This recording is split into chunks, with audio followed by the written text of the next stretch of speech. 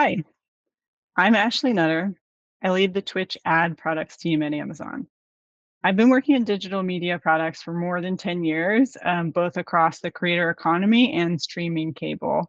And I've worked on content management products, product-led growth features, finance and data products, and monetization products, among others.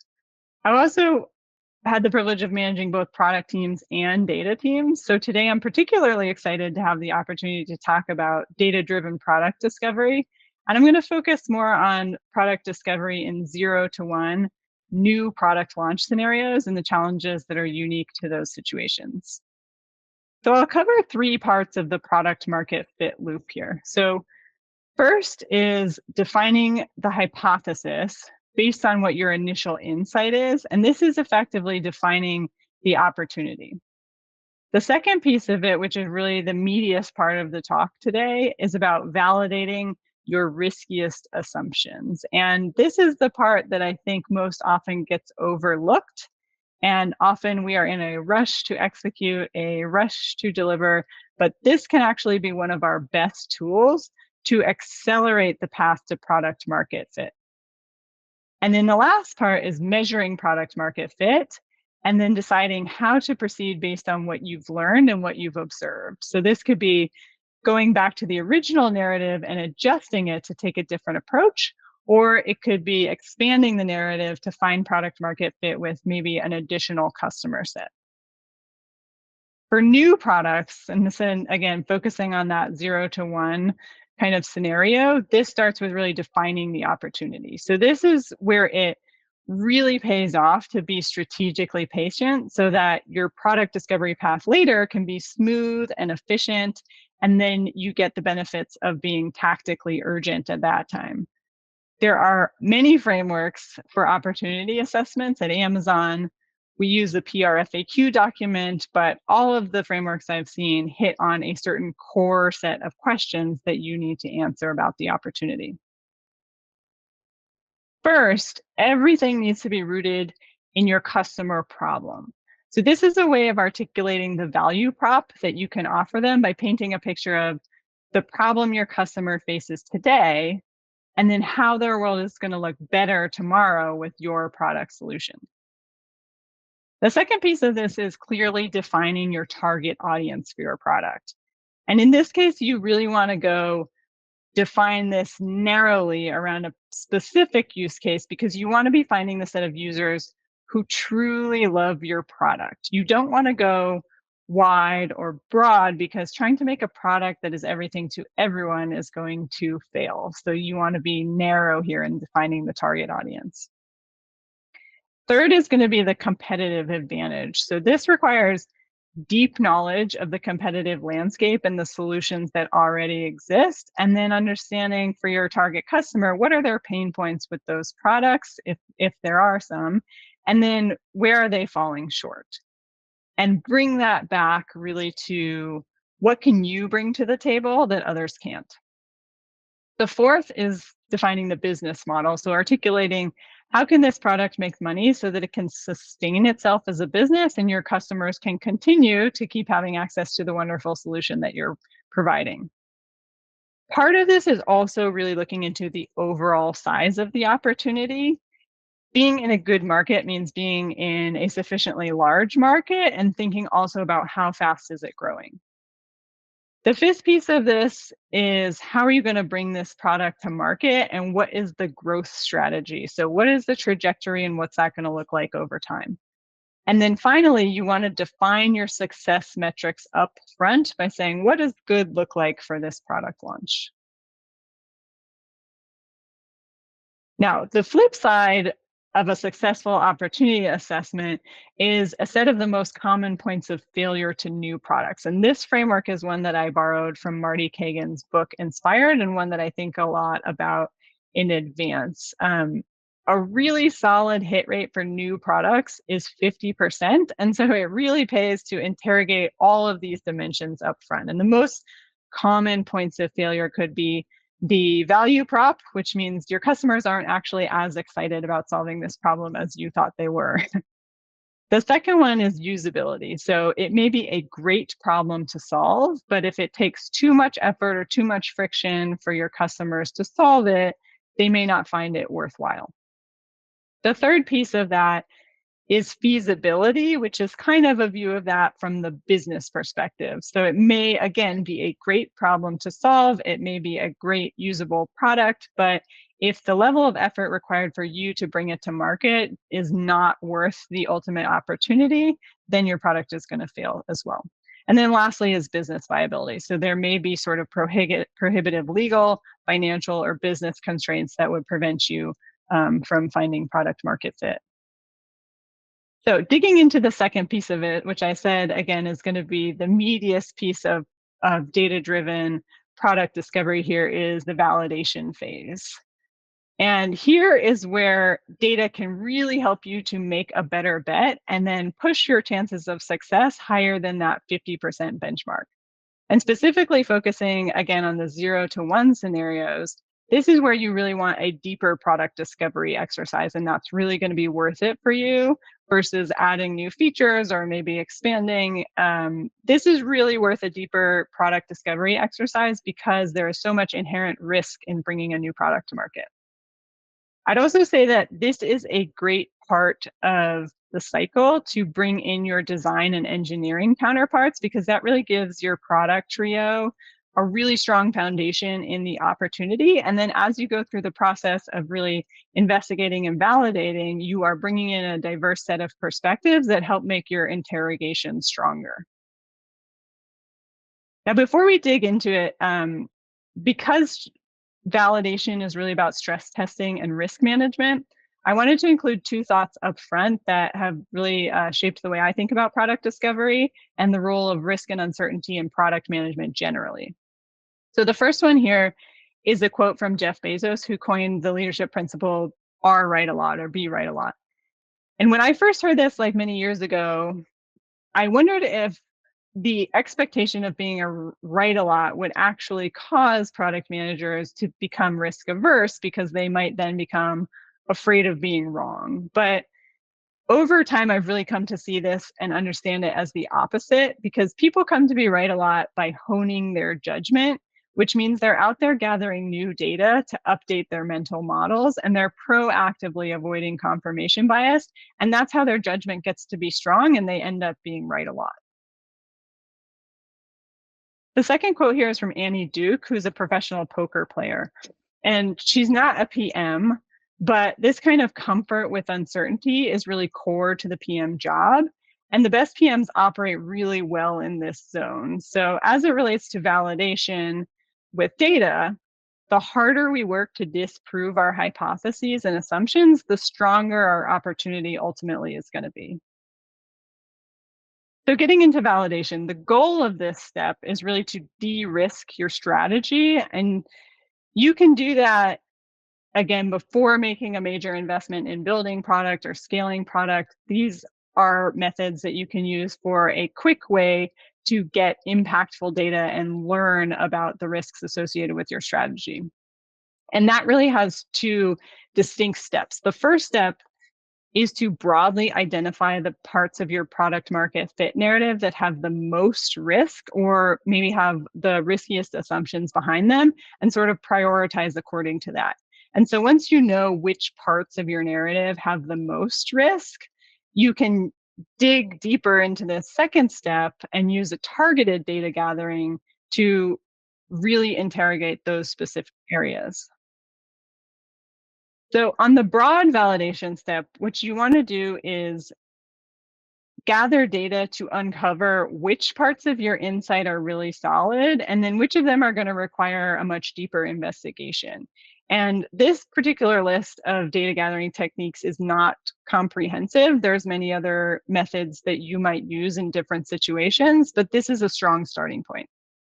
So first of all, in market research, you can read a wide array of industry reports to really get your head around the market landscape and start to understand different analysts' points of view on the opportunity. And that can start to like build the foundation of your mental model. And then you can also look at analogs and analogs from other products that have existed in the space. And this is really important to sort of go out there and look at what has really worked well for other companies that you might want to emulate and then combine with your unique competitive advantage.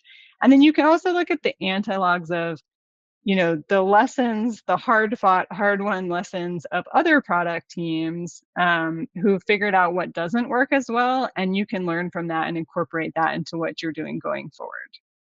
When we thought about launching influencer products at Twitch, which is one of the 0 to 1 scenarios that I've worked on, we looked at creator marketplaces on other services, and then we looked at how they changed over time. So we looked at which parts of them had grown and gotten increasing investment from their companies, and then also which parts had been shut down or not received by the market as well. The second thing on this list is expert advice, and that can also help you to really dig deep and evaluate the different pieces of your strategy. And again, in the example of thinking through influencer products, we did concept testing with a panel of streamers in partnership with our UXR team. And that allowed us to ask a lot of follow-up and deeply probing questions to creator responses. And then we also partnered with Amazon benchmarking to really deeply understand the experience of existing products. So that was uncovering both their functionality of what did they offer, but then also the creators' experiences of them. So that was their pain points with those existing products, but also what were the points of delight and the things that they loved. And then the last thing on here is customer interviews. And customer interviews are really critical, really foundational, fundamental to product management. And I would actually advocate going beyond your direct customer to really understand the experiences of all the players in the ecosystem. And so for influencer products, the example that I've been talking through, we talk not only to advertisers and creators, but we also then talk to sellers, we talk to talent agents, we talk to media agencies, we talk to marketplaces. And each of these brought out a unique perspective that actually was very insightful and helped us understand the roles that different people played and helped us really refine our thoughts around the value prop and business model. And then the kind of key follow-up to do after doing this broad validation is to actually revisit your initial product strategy and then refine it based on what you've learned. So for example, you might learn that there are parties other than your direct user that influence purchasing decisions. And if they resisted something like a transactional model, you might go back and think about refining your business model to be a subscription-based model. Or alternatively, you might learn that your sales force does not actually have an existing relationship with your target customer. And so you need to go back and refine your GTM strategy to develop a new sales channel. So in addition to incorporating new information into your strategy, you also want to identify which components are actually the riskiest. Where do you feel really solid about what you know and confident in your assumptions? And then where do you see lingering uncertainty that new information would actually change your approach to the strategy? So then the second phase is to take those riskiest assumptions and then use targeted validation techniques to gather data and learn more. And again, this is not a comprehensive list of the ways that you might do that, but these are some common approaches. And most of these approaches, I would add, are really lightweight and quick ways that can be done faster and with less resource investment than actually trying to build an MVP. And in that sense, they can actually help you move faster and again, accelerate your path to product market fit. So first, you can ask your customers, and similar to customer interviews in the broad validation phase, you can use tools here like surveys to go wide and get wider information across a larger number of customers, or you can use focus groups to go deep and really ask those probing questions, those follow-ups, and that really depends on the nature of the insight that you're looking for. In ad products, we've used surveys to evaluate things like pricing strategies, where we want input from a lot of streamers or brands. And then we've used panels to really evaluate or prioritize new features or formats to get a really deeper sense of how somebody might use or interact with a proposed feature or product. The second piece here, you can look for demand signal by actually articulating what is your value prop or your proposed value prop to your customers, and then opening up a channel for those customers to sign up or indicate interest.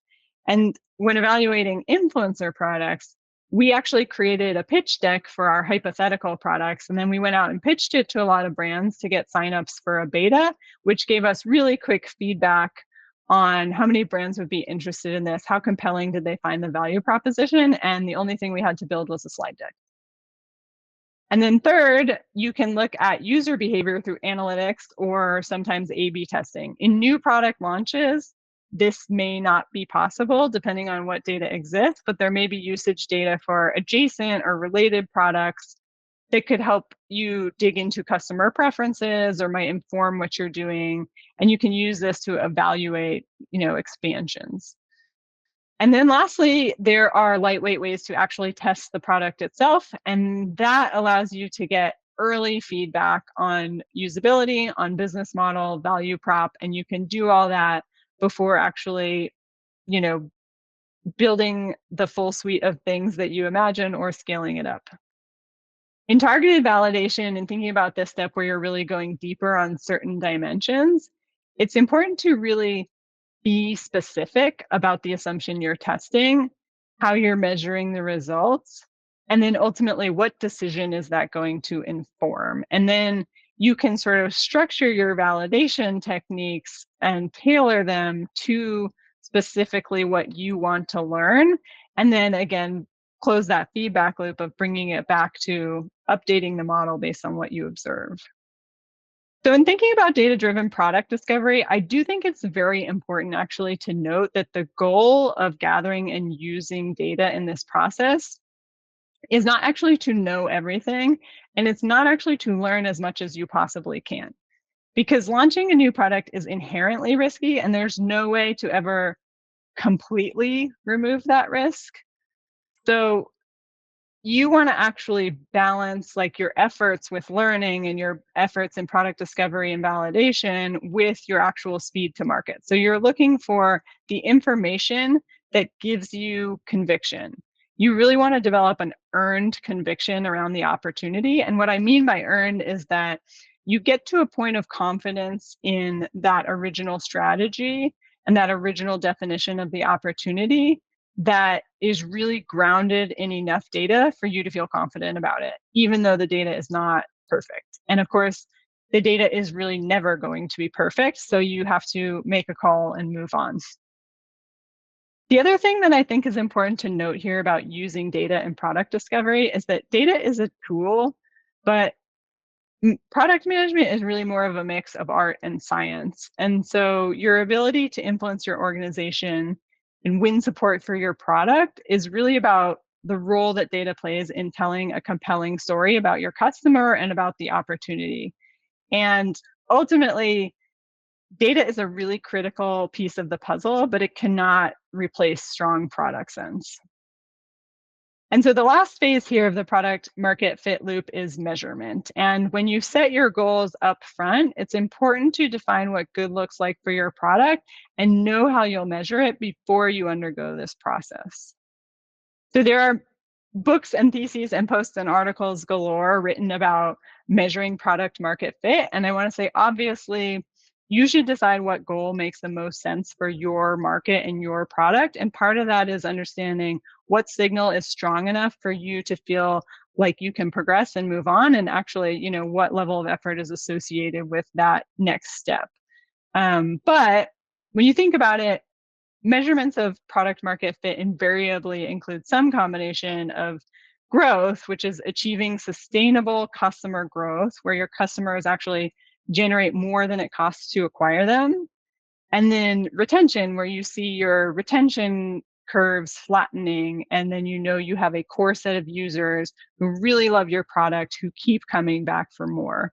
And then engagement is often used as a leading indicator of retention, because retention may be a slower cycle to observe, and you may get strong signal on that from engagement with the product. Often people in this, again, 0 to 1 kind of scenario will really focus on retention first and then move on to focus on growth when you have that core set of users.